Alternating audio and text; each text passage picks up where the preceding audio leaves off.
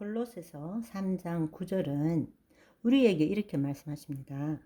더 이상 서로 거짓말하지 마십시오. 여러분은 옛사람을 그 행실과 함께 벗어버리고 새 사람을 입으십시오.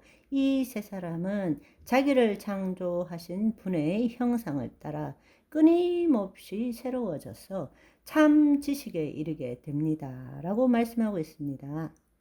내가 주체가 되어서 그 지식, 하나님에 대한 지식을 배우는 것이 아니라 하나님의 영이 임함으로 그 형상을 따라서 끊임없이 영이요 생명이신 말씀이 우리 몸을 새롭게 하는 그 지식을 우리는 이루어 가야 한다는 것입니다.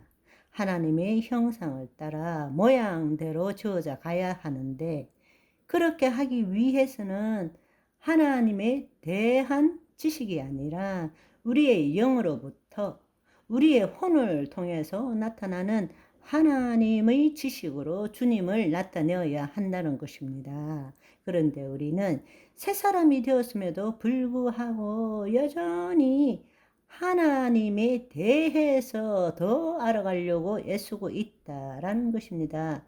지금의 이러한 종교 체제는 이 체제에 속하지 않는 외부인들, 이방인들이나 또 이 체제를 열심히 따르지 않는 사람들에 대해서는 배타적으로 보고 배척할 수밖에 없습니다. 하나님의 아들 예수 그리스도께서 인간이 되신 이유는 바로 인간이 다시금 예수 그리스도 안에서 하나님의 자녀가 되도록 하기 위한 것인데, 복음은 하나님의 생명의 흐름이고 어떤 조건이나 속박이나 노력 없이 오직 예수 그리스도 안에서 하나님을 나타내는 사랑의 종교라는 것을 지금 우리는 스스로 부정하고 있는 것입니다.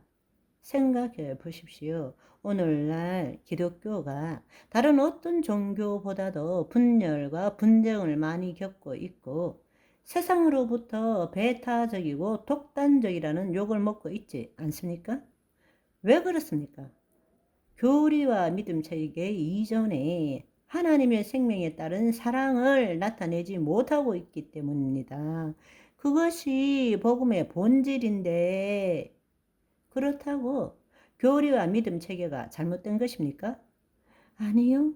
결코 그렇지 않습니다. 교리와 믿음 체계를 지키는 외적 체험은 우리가 하나님과 하나 되어서 그 생명을 경험하는 내적 체험과 하나가 되어야 한다는 것입니다. 보이지 않는 하나님을 이 땅에 알리기 위해서 교리와 믿음 체계를 통해서 우리는 안내를 받지만, 그 안내를 받은 결과로 우리는 성령님을 통하여 하나님 안에, 생명 안에 가는 것을 체험해야 한다는 것입니다. 우리는 교리와 믿음 체계를 통해 자기를 부인하고 자기 십자가를 짐으로써 하나님의 생명 안에 온전한 삶을 사는 것을 체험해야 합니다.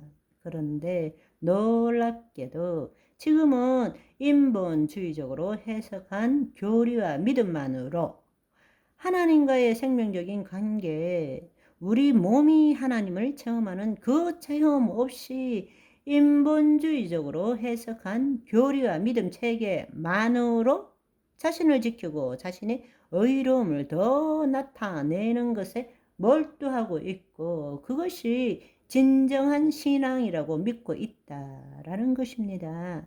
얼마나 안타까운 일입니까? 우리는 교리와 믿음 체계는 주장하지만 성령의 역사하심에 대해서는 부정하고 있습니다.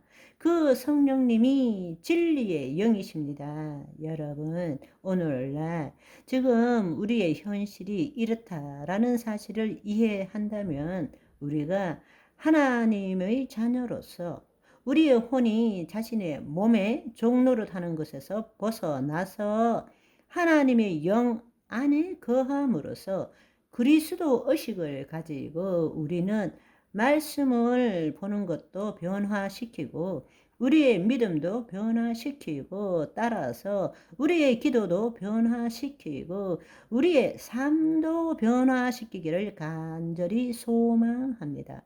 우선 하나님의 자녀로서 우리가 말씀을 새롭게 봅시다. 우리가 예수 그리스도 안에서 거듭난 자로서 하나님의 영과 하나가 되었다면, 우리 안에 신성과 원복이 회복되었다면 거짓 자를 죽임으로 우리 몸을 통하여 그리스도의 신비가 나타나고 우리 몸이 하나님을 경험하도록 혼이 허용하는 삶을 살 줄 알아야 됩니다.